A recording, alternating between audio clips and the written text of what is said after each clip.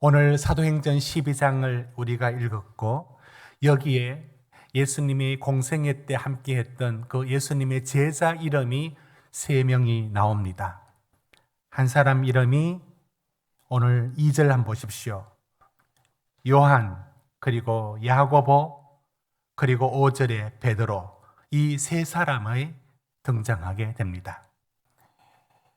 야고보, 요한, 그리고 베드로, 이 3사람은 예수님의 공생애 속에서 언제나 더 가까이 많이 하셨습니다. 다른 12제자들이 가지 못하는 자리에 이 3사람은 예수님이 특별하게 그들을 부르시고 함께 했습니다. 그것이 회당장 야이로의 딸을 살리러 갈 때도 그랬고, 변화산에서도 이 3사람만이 보았고, 겟세마네 기도할 때 물론 그들은 잠잤지만 이 3사람을 데리고 갔습니다.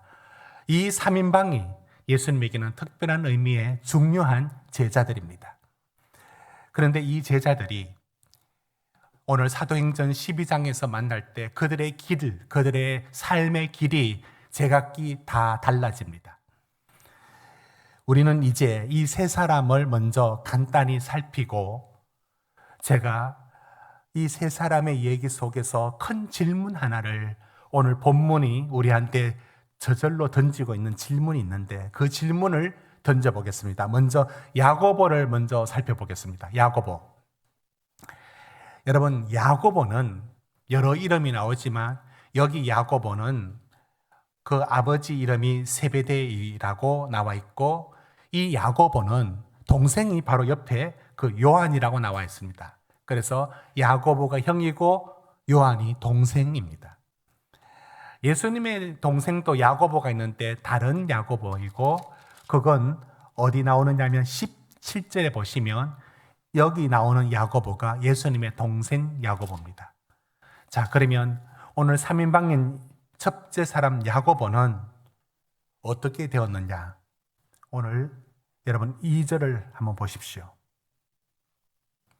요한의 형제 야고보를 칼로 죽이니, 3절, 유대인들이 이 일을 기뻐하는 것을 보고, 여러분, 야고보를 무슨 얘기를 하려고 하는데 오늘 칼에 죽었다 얘기로 끝이 나고 맙니다. 성경은 더 이상 그 야고보의 이 이야기를 전해주는 데가 없습니다. 그래서 교회에서는 성경이 말해주지 않는 부분의 이야기들은 내려오는 전승을 쫓아서 추적을 해보고, 때로는 전설의 얘기도 가져와서 받아들이기도 합니다. 그 야고보는 어디 가 있었을까? 여러분, 야고보는 오늘 헤롯 아그리빠 왕에 의해서 칼로 죽임을 당하기 전에 어디 있었느냐면, 사람들은 그를 스페인 쪽으로 복음을 전하기 위하여 갔다, 이렇게 알려져 있습니다. 사실인지는 모르지만 캐톨릭은 그걸 또 사실로 받아들입니다.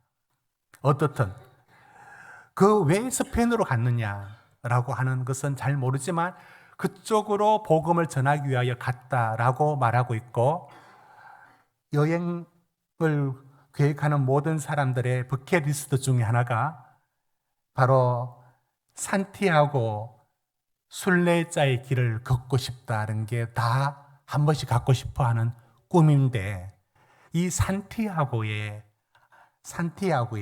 이아고라는 발음이, 그게 바로 이 야고보의 라틴어의 이름에서 유래되어 나왔습니다. 그러니까 산티아고의 무덤이 곧 야고보의 무덤의 길을 순례길로 쫓아가는, 이 지도 한번 보실까요? 사람들은 이 야고보를 생각하지 않고 산티아고 순례길을 다 걷고 싶어 하고, 한 달 코스로 한 800km 주로 이제 프랑스에서 출발하는 코스로 주로 많이 이용을 하려고 하고, 저 길 걸으면서 많은 것을, 책도 나와 있고, 여행객들이라면 저 길을 한 번씩은 걷고 싶어 하는 여러 코스가 있지만, 그 중에 핵심적인 게 산티아고의 무덤, 곧 야고보의 무덤이 있는 곳이 그들에게는 순례의 중요한 장소로 여기고 있고 그곳에 성당이 있는데 캐톨릭은 실제 그 야고보의 죽음을 거기라고 보고 있습니다. 우리 개신교회는 그렇게는 보지 않고 그럴 수도 있다 정도로만 받아들입니다. 어떻든 이 야고보는 이쪽으로 복음을 전하기 위해서 분명히 갔는 건 틀림없을 겁니다. 그런데 예루살렘에 돌아왔습니다. 그리고 얼마 있지 않아 오늘 2절에 읽었던 것처럼 그는 헤롯이라고 말하는 헤롯 산의 헤롯이 말하고 하는 이 사람의 손에 의해서 죽임을 당했습니다. 더 할 얘기가 없습니다. 그러면 베드로는 어떻게 됐느냐? 베드로, 여러분 5절부터 나오는 베드로 얘기는 어떻게 됐는지 우리가 한번 실제 내용을 그대로 살펴보도록 하겠습니다. 자, 야고보는 칼에 죽었습니다. 그리고 이것을 많은 유대인들이 좋아하는 것을 보고 3절 보십시오. 이 헤롯 아그리빠가 그래?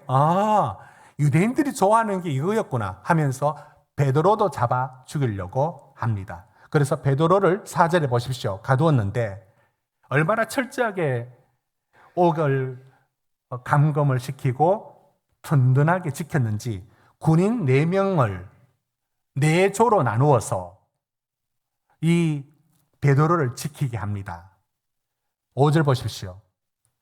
베드로는 그래서 옥에 갇혔고 교회가 그가 안전하게 석방되기 위하여 기도하고 있었습니다. 그런데 그 바로 다음 날이면 6절 보십시오. 다음 날이면 이제 잡혀서 죽게 됩니다. 아마 야고보처럼 참수당할 겁니다. 그런데 그 밤에 무슨 일이 일어나느냐면 주의 사자가 주의 천사가 동원되어서 그 베드로를 구출해내는 얘기가 나옵니다.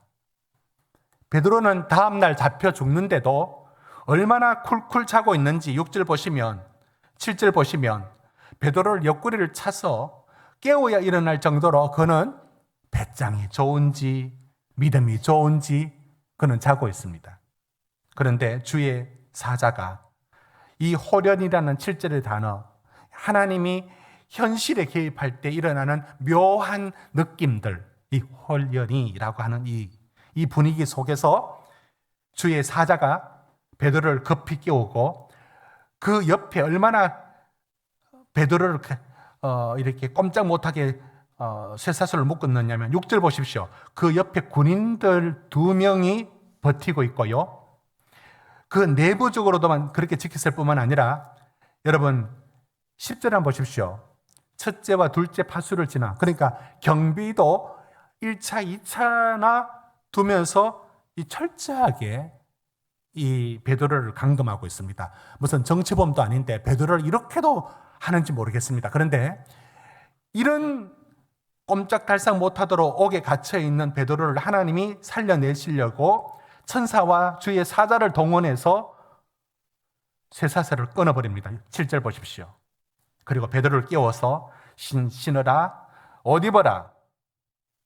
근데 베드로가 여러분 우리가 10장에서 어떤 내용 읽었는지 아십니까? 베드로가 환상 속에 이렇게 뭔가 보자기에 내려온 환상을 받지 않습니까? 지금도 그 환상인 줄 알았어요.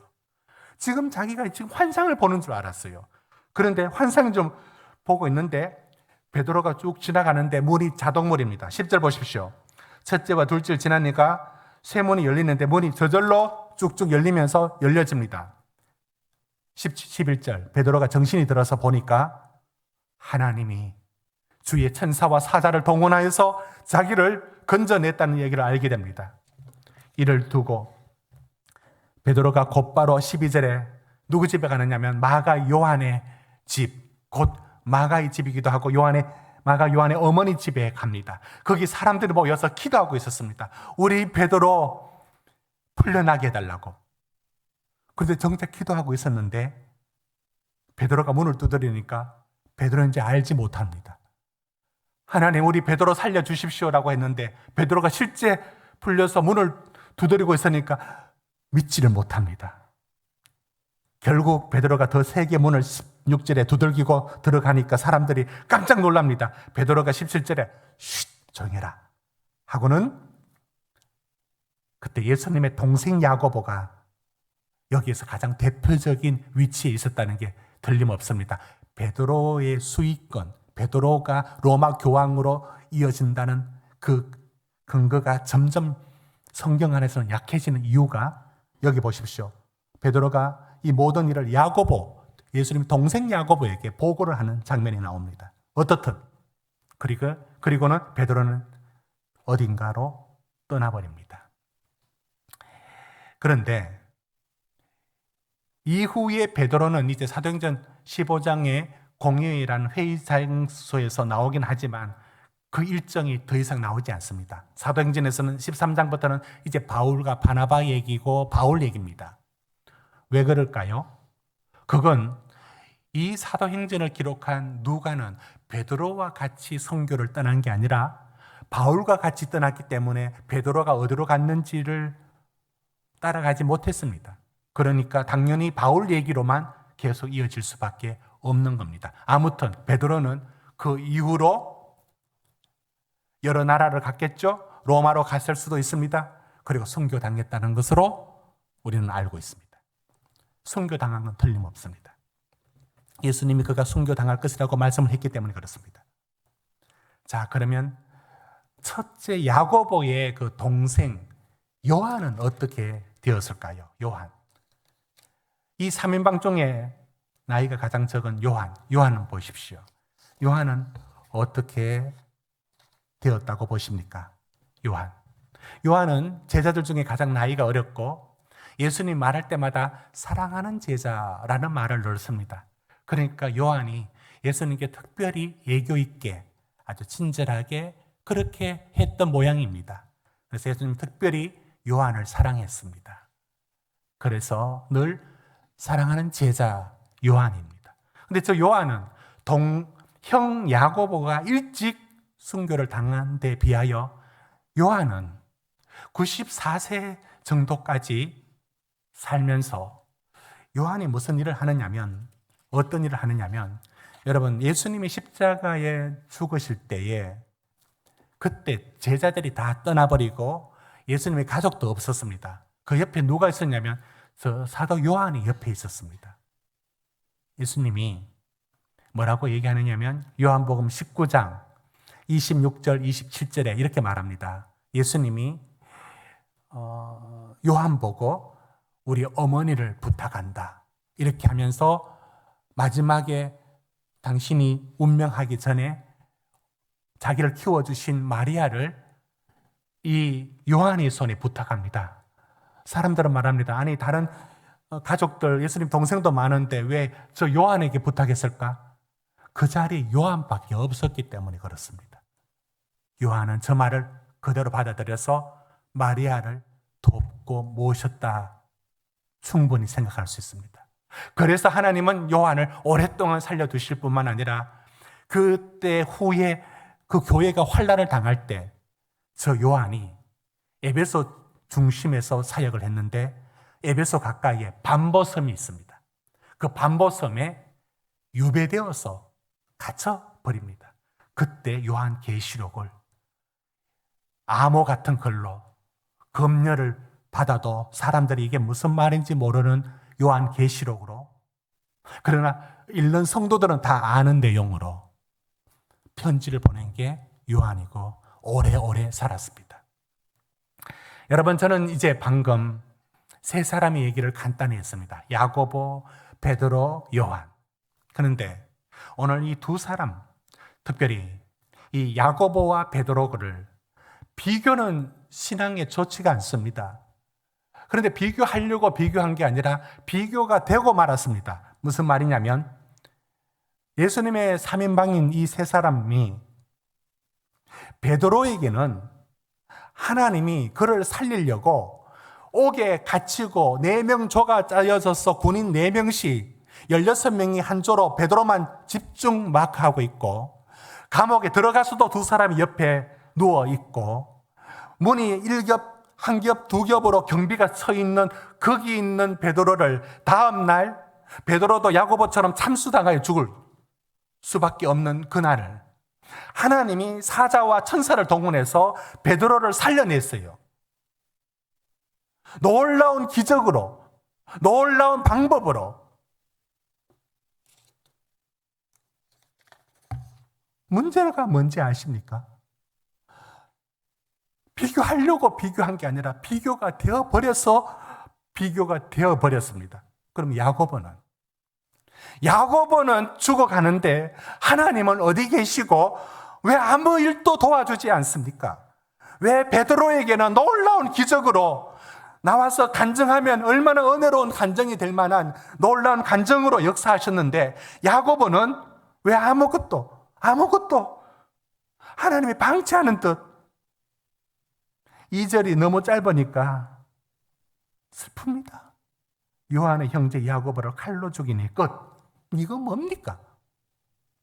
왜 하나님은 야고보를 살리는 일에는 이렇게도 너무 아무 관심도 없는 듯 하지 않습니까? 두 사람을 비교를 안 하려고 했는데 비교가 되어버려서 이 질문을 피해 갈 수가 없습니다.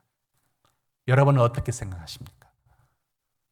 여러분은 내가 놓인 삶의 자리에서 베드로처럼 하나님이 정말로 놀랍게 기적과 축복으로 역사하셨다는 얘기를 여러분은 마음에 갖고 있습니까?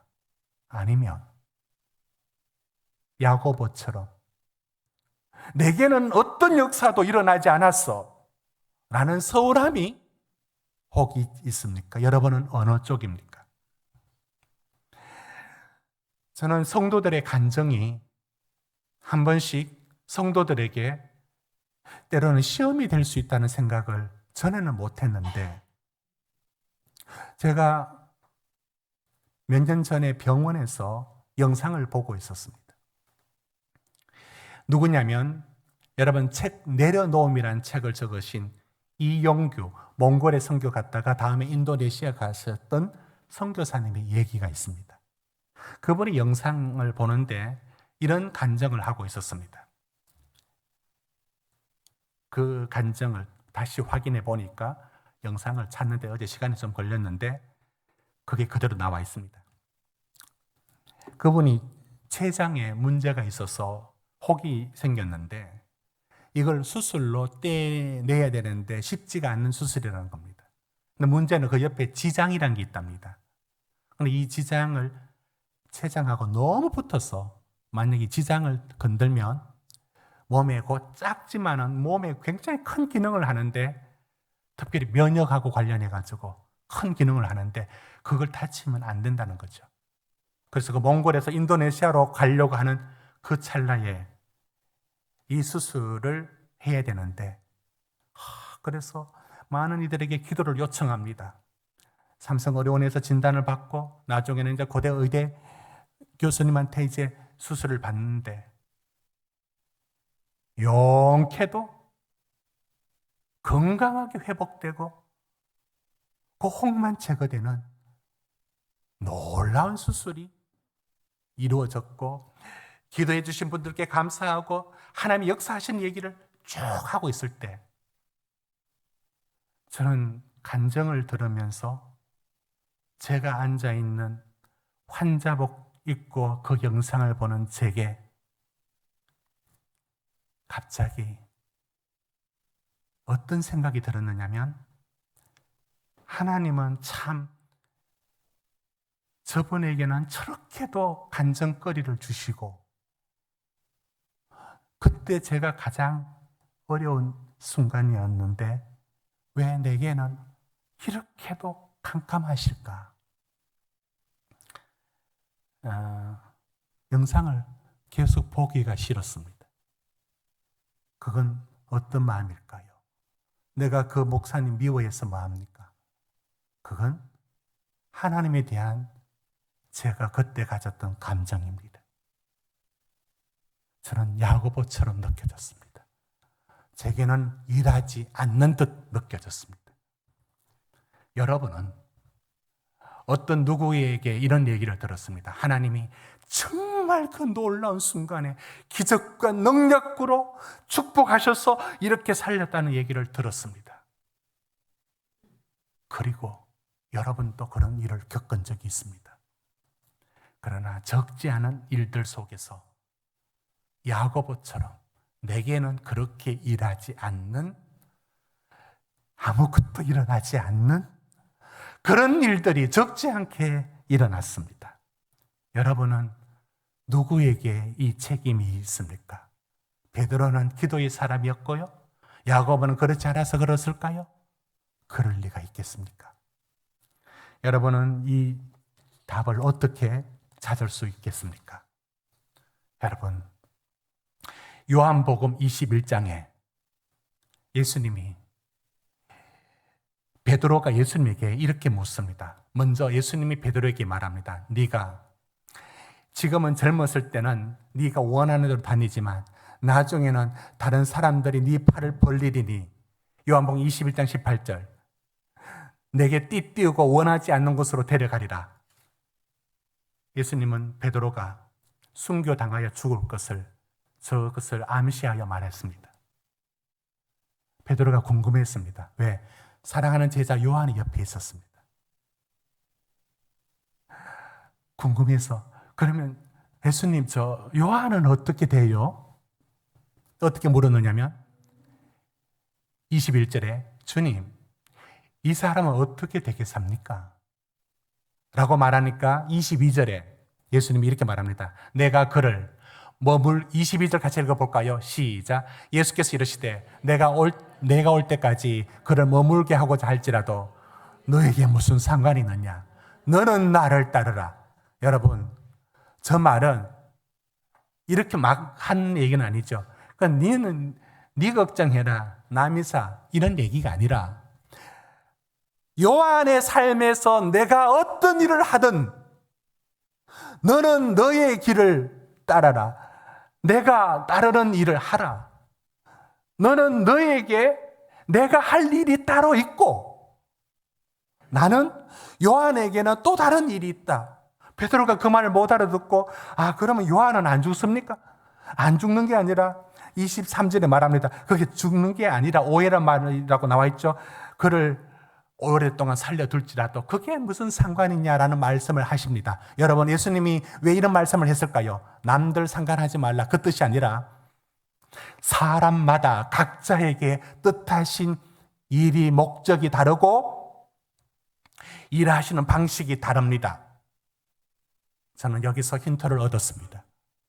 그렇습니다. 그것은 틀림없이 하나님이 베드로를 살리려고 사자를 사용하여 옥문을 열고 자동문이 되도록 스스로 열리게 하고 쇠사슬을 끊어버리고 그렇게 일하셨던 하나님은, 그럼 야고보에게는 뭘 하셨습니까?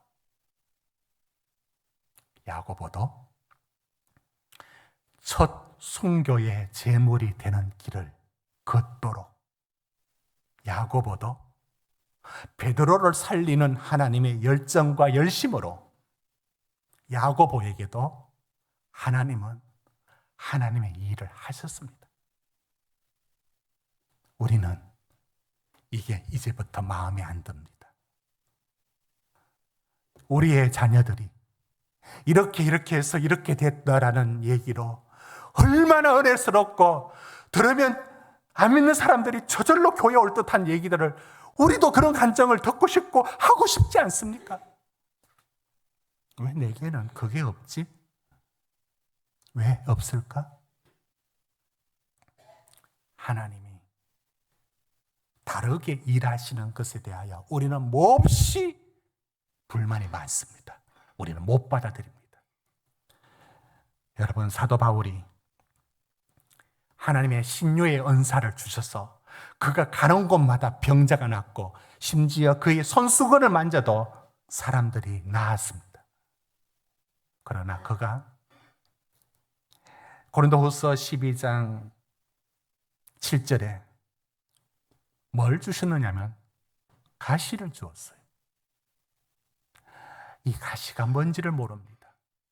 시력이 굉장히 안 좋았는데 안질인지, 아니면 사람들 앞에 한 번씩 넘어지는 뇌의 문제인 간질인지 뭔지 모릅니다.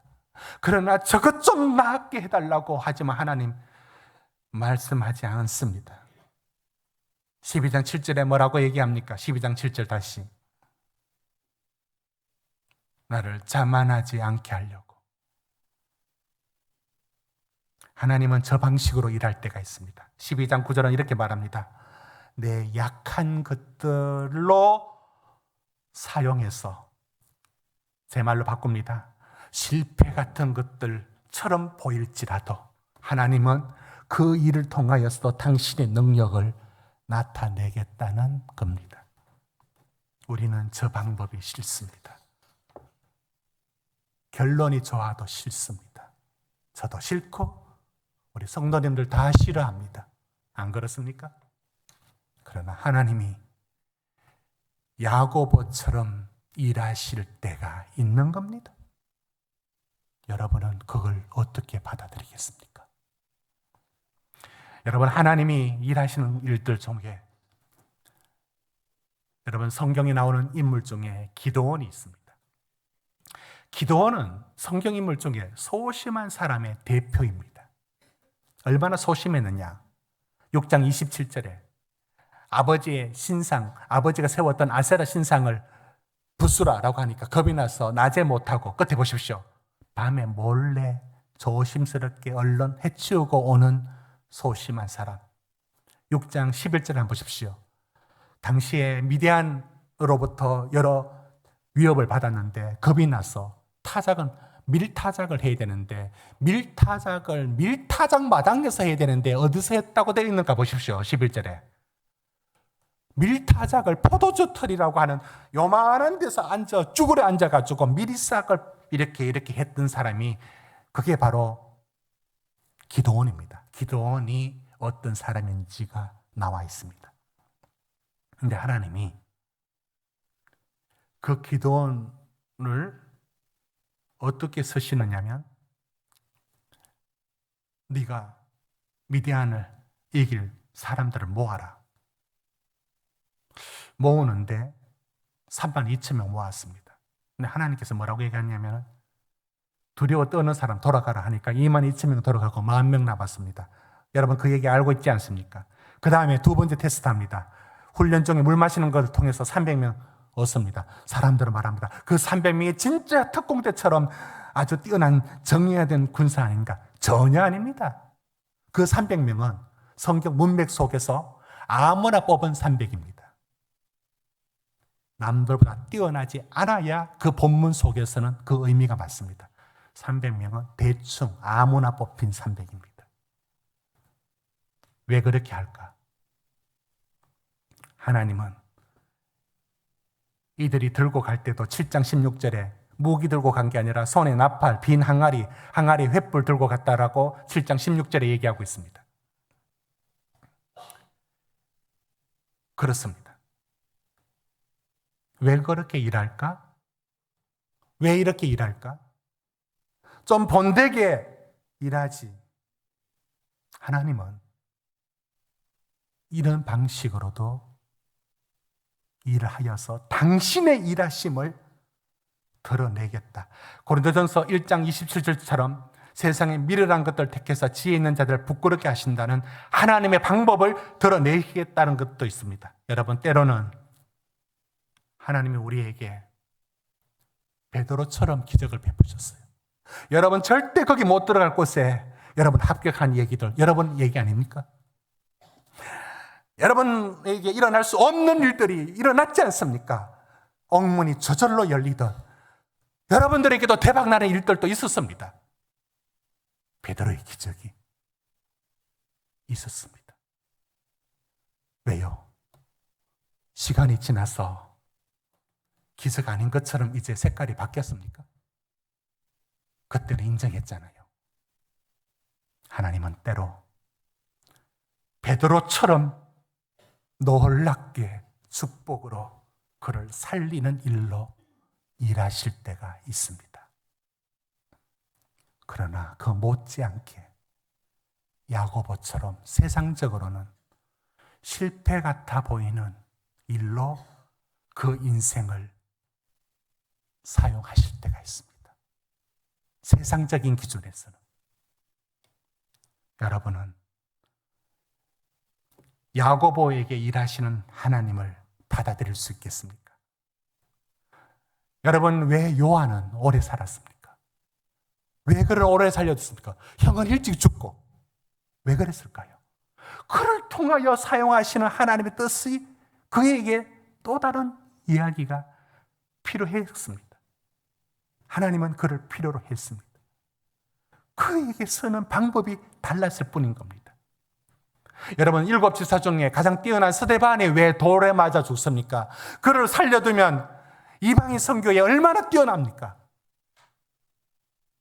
여러분, 사울하고 스데반 둘이 보내면 정말로 가장 강력한 이 콤비를 이루어서 하나님 뜻을 이룰 것 같은데 스데반은 돌에 맞아 죽는 일로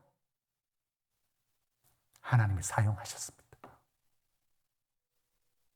하나님이 하시는 일이 우리는 왜 베드로처럼 일할 주실 때만의 하나님으로 받아들입니까? 내게 여러분의 삶에 야고보처럼 일하시는 하나님 앞에 여러분은 하나님을 느끼지 못하고 있습니까? 여러분, 보네프라는 히틀러가 세상을 잡고 정권을 휘두를 때 독일의 보네프라는 유명한 신학자이자 목사님이 옥중에 갇혀서 이런 글을 보냈습니다. 보여주십시오.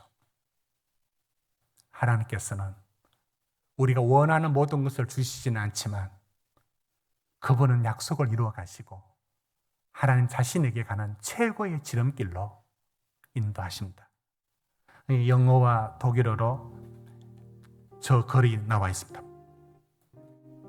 저 글의 뜻이 뭐냐면 하나님은 우리가 원하는 방식으로만 일하지 않습니다. 베드로처럼만 일해주지 않습니다. 그러나 그게 가장 좋은 길로 지금의 상황을 사용하십니다. 누가 이런 말을 했어요. 농사꾼은 밭을 탓하지 않는데요. 어느 대통령이 그 말을 인용했습니다. 그 지옥에 나가면 떨어지는 거 알면서 나가서 떨어졌습니다. 그리고는 탓하지 않는다 했습니다. 농사꾼도 밭을 탓하지 않는데 신자인 우리가 지금 놓인 삶에 이거 왜 이렇습니까? 이거 왜 이렇습니까? 하나님은 그 일을 갖고서도 우리에게 하실 일이 있습니다. 우리에게 강요하지 않습니다. 가장 좋은 길을, 지금 여러분이 가장 마음에 들지 않는 이 모든 현실 속에서도 하나님이 이 현실 속에서도 일을 하십니다. 고린도전서 10장 13절 말씀을 기억하십시오. 하나님이 놀라운 기적을 얘기하는, 축복을 얘기하는 자리에서만이 하나님이 아니라 여러분이 놓인 삶의 모든 상황에서도 때려치워버리고 싶고 원망하고 싶고 그냥 한마디로 속 시원하게 내뱉어버리고 싶은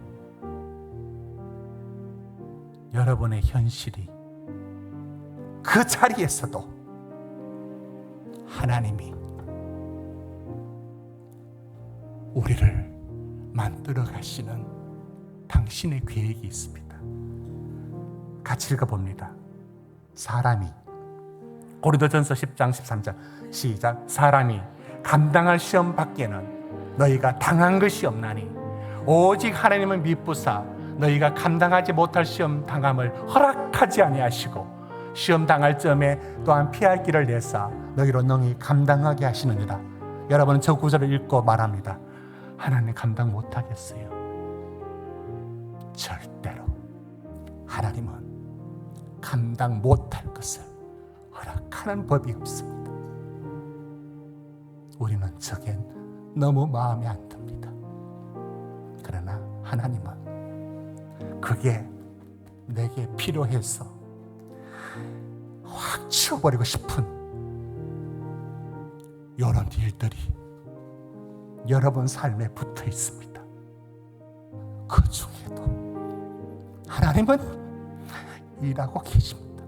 하나님은 축복과 기적의 자리에서만 여러분의 하나님이 아니에요. 그냥 성질 같으면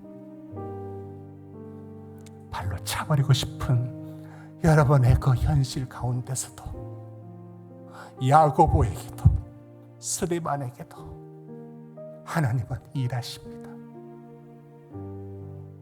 저는 이 설교를 하면서 제가 성도들에게 야고보 속에 일하시는 하나님을 받아들이라고 말할 자신이 없어요. 저도 못 받아들이는 일을 왜 성도들에게 강요해야 될까요? 받아들이지는 못하지만 저는 안고 삽니다. 저는 믿고 있습니다. 하나님이 야고보를 통해서도 일하고 있음을. 여러분은 어떠합니까? 이 설교가 너무 무겁습니까? 감당하기 힘듭니까? 여러분 안에서도 하나님이 일하심을 다 못 받아들여도 주 안에서 인정할 수 있는 여러분이 되기를, 그 믿음으로 나아갈 수 있기를 주의 이름으로 축원합니다.